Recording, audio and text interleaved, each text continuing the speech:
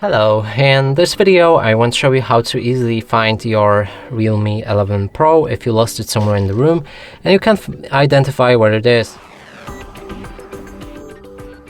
And to do this you will need to set your Google Assistant for a lock screen so that it works when you call him out on the lock screen, and also that your phone is not put on mute, otherwise it won't work. So now what you need to do is say, "Hey Google, where are you?" I'm stuck inside a device. Help. Just kidding. I like it in here. He'll make a sound and that way it will be easy to find him. Also, you can try to play some music if you remember any, and he will also do that. And that's it for this video. Hope you like it. Please consider subscribing to our channel, leave a like and a comment below.